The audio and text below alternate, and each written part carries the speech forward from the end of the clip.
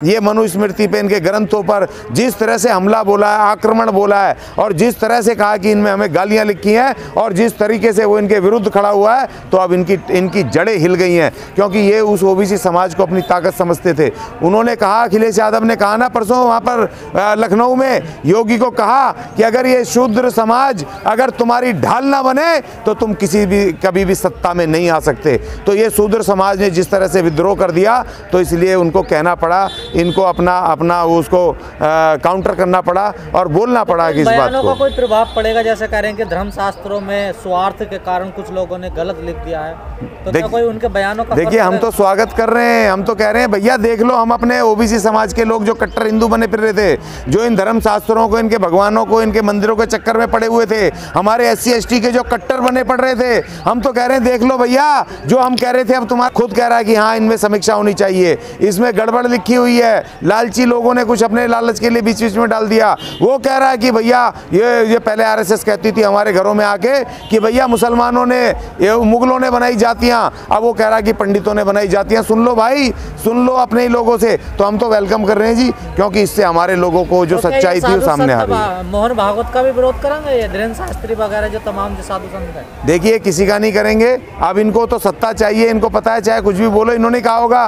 कि जी कुछ भी बोलो, हमें 2024 की सत्ता चाहिए। क्यों? क्योंकि नया संसद बन रहा है, नया संसद में इन्होंने अंदर खाते एक नया संविधान तैयार कर रखा है और इनका सपना अब चकनाचूर होने वाला है। नई संसद में नए संविधान से शपथ लेने का इनका सपना चकनाचूर होने वाला है। अब नई संसद में और बाबा साहब के संविधान से बहन मायावती जी पहली दलित प्रधानमंत्री, भारत के प्रधानमंत्री पद की शपथ लेंगी, ऐसी मुझे उम्मीद और आशा है कि जब इनको लग गया SC ST और OBC खास तौर पे।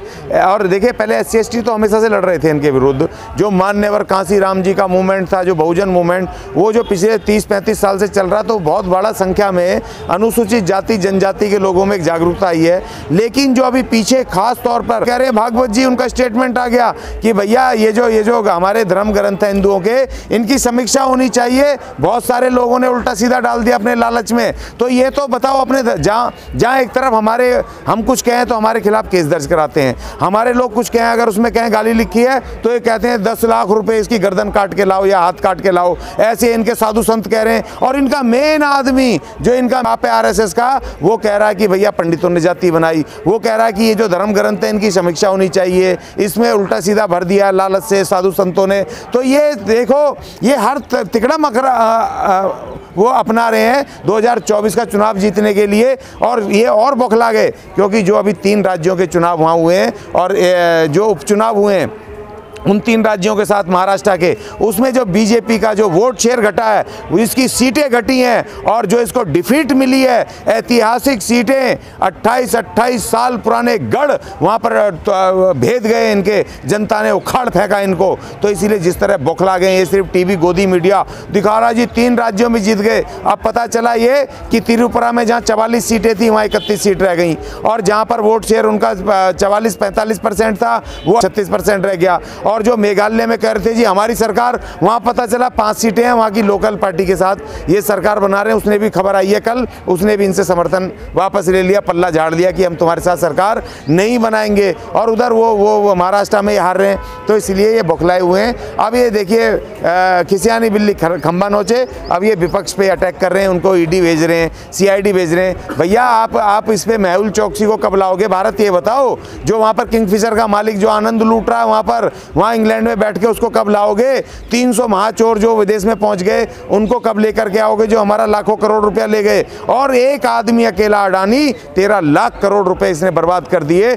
सुप्रीम कोर्ट को बनानी पड़ी कमेटी, सेबी को कहना पड़ा कि इनका यहाँ पर वो दो, इनकी रिपोर्ट पेश करो। सरकार ने नहीं बनाई, सरकार ने नहीं बनाई, भारत के सुप्रीम कोर्ट को बनानी पड़ी कमेटी। तो इसलिए देखिए, इनकी कथनी करनी में फ़र्क है। और इसलिए ये डिक्टेटर हैं, डिक्टेटर है नहीं, बनने की कोशिश कर रहे हैं। मगर माफ करना, भारत के महान संविधान में डिक्टेटरशिप की कोई जगह नहीं। देखो, एक और मजे की बात देखो, सत्ता प्राप्ति के लिए कुछ भी कर सकते हैं। ये तो विपक्ष को ही टारगेट कर रहे हैं, लेकिन ये देखो ना कि ये अपने उन लोगों को भी टारगेट कर रहे हैं, उनको भी ये बिल्कुल ये खतरे में डाल रहे हैं। जैसे कि इनके संघ के मोहन भागवत जी ने कुछ दिन पहले कहा था कि इस देश में जातियां पंडितों ने बनाई हैं, वो ब्राह्मण समाज को खतरे में डाल दिया इन्होंने सिर्फ सत्ता के लिए और SC ST का वोट लेने के लिए, OBC का वोट लेने के लिए। और जैसे ही ये ढोल गवार शूद्र पशु नारी ये रामचरितमानस पे जो सवाल उठे और जो हंगामा मचा और जो ये OBC समाज है, शूद्र समाज, जिस तरह से इसने विद्रोह खड़ा करा, जिस तरह से BBC से लेकर के और सबके ऊपर छापे मार रहे हैं, तो उससे कोई आश्चर्यजनक बात नहीं है। अब ये सरकार की वो अब चुनाव जीतने के लिए अपने विपक्षियों के खिलाफ जो इनकी मुहिम है ED CBI इन सबको इस्तेमाल करने की, तो ये इसमें उन्हीं का एक रूटीन एक काम है कि अपने जितने भी विरोधी हैं इनको हरास करेंगे, परेशान करेंगे, जेलों में डालने की कोशिश करेंगे और उनको तकलीफ़ देंगे। तो उनका ये रूटीन, ये अटैक है। अब ये पूरा डिक्टेटरशिप का चेहरा जो है, ख़तरनाक चेहरा अपने विरोधियों के खिलाफ अब वो सामने निकल करके आ गया है। तो इसलिए इसमें उसकी कोई वो आश्चर्य की बात नहीं है, लेकिन इसमें मैं इसकी निंदा करता हूँ, कड़ी निंदा करता हूँ कि इस तरह से ये हरास कर रहे हैं और छोटे ये ढूंढ रहे हैं, कुछ छोटी बातें ढूंढ करके और ये नोटिस दे रहे हैं और ये हरास कर रहे हैं, प्रेशर में लेने के चक्कर में है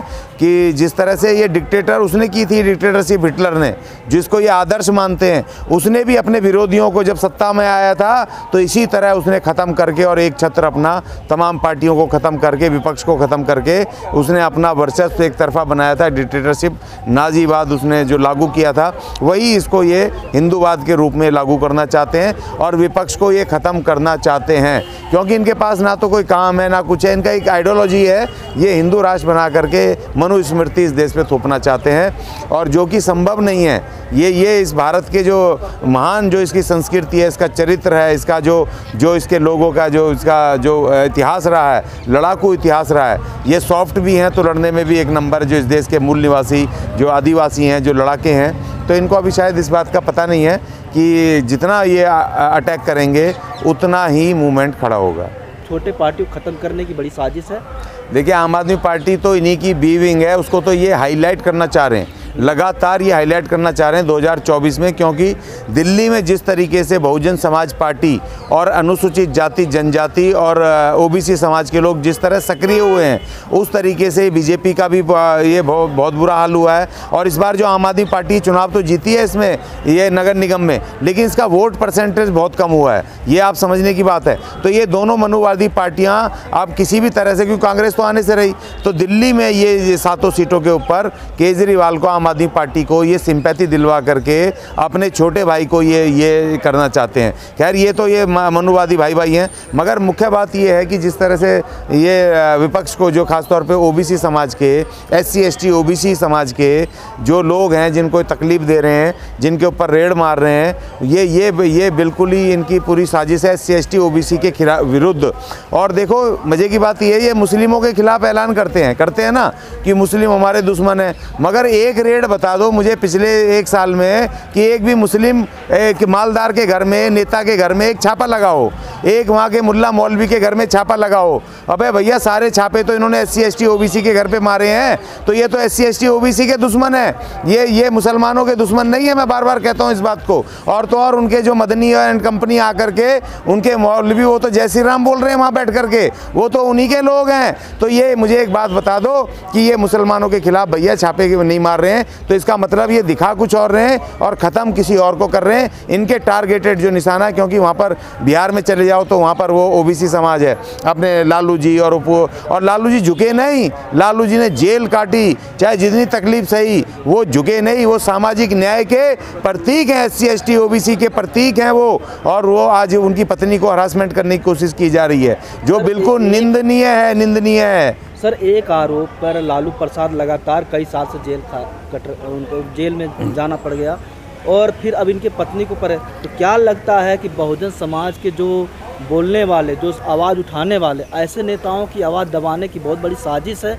क्या ऐसे नेताओं को आगे बढ़ने से रोका जा रहा है? नहीं, बिल्कुल रोका जा रहा है। यही साजिश है कि अब इनको चुनौती कहाँ बन रही है। देखिए, नीतीश कुमार और वहाँ पर राष्ट्रीय जनता दल, वो दोनों की मिलकर सरकार हो गई और दोनों जब मिलकर के लड़ेंगे तो आप ये देख लो कि वहाँ पर एक तरफा लोकसभा, एक तरफा इनका बीजेपी एंड कंपनी का सुपड़ा साफ होना है। वो तमाम सीटें उस गठबंधन को जानी है। तो इसी तरह से उनको अटैक कर रहे हैं, उनके खिलाफ ये साजिश कर रहे हैं कि उनको प्रेशर में लिए जाए। जिस तरह से इन्होंने महा विकास आघाड़ी को, वहाँ पर शिवसेना को जिस तरह से उनका तीर कमान और उनका नाम छीन करके जिस तरह से उन्होंने उसको दिया, उसको दूसरे पक्ष को, अपने चमचे पक्ष को दिया, और जिससे कि उनका वोट मिल जाए। लेकिन वहाँ जनता तय करेगी। जनता ने तय कर दिया इनकी पूना की सीट, उसको 28 साल पुरानी इनके गढ़ को भेद दिया। ये तो अभी टेलर है। ये अभी 2024 में पूरी पिक्चर बननी है। और इन मनुवादी जितने मर्जी अभी तुम संस्थानों का कर लो, मिसयूज़ कर लो, कोई बात नहीं। बस ज़्यादा दिन नहीं है, 6 महीने का समय और है।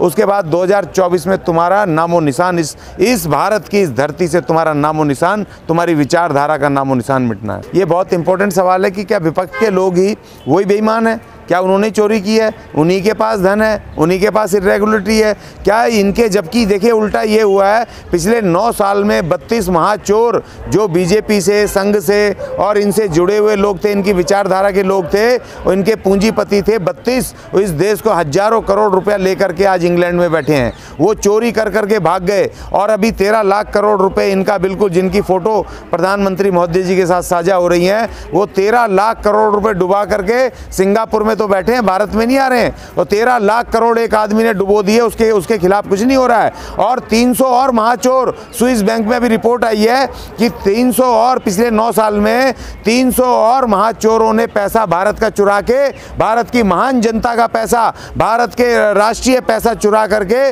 वहाँ पर रख दिया है, वहाँ पर स्विस बैंकों में। तो और ये चौकीदार क्या कर रहा है भाई? ये चौकीदार हमारा सो रहा है और ये चौकीदार विपक्षियों को तो पीट रहा है, उनके खिलाफ तो अटैक कर रहा है, लेकिन अपने लोगों के खिलाफ नहीं कर रहा है। काला धन लेने गए चौकीदार। हाँ, तो चौकीदार काला धन लेके क्या गए? जो इतना धन कमाया था काला, वो सब निकल गया। 13 लाख करोड़ रुपए भारत के गरीब मजदूर जनता का, भारत के सरकारी बैंकों में रखा हुआ पैसा, LIC में रखा हुआ पैसा, जो हम इन्वेस्ट करते हैं, बचाते हैं, वो पैसा इसने वहाँ दे दिया एक आदमी को। अभी तो बहुत सारा ये गुब्बारा फूटना, अभी तो और 3-4 लोग और ज़मीन पर आने वाले हैं। तो देखिए, इसलिए ये जो कथनी और करनी में फ़र्क है। और ये सिर्फ सत्ता प्राप्ति के लिए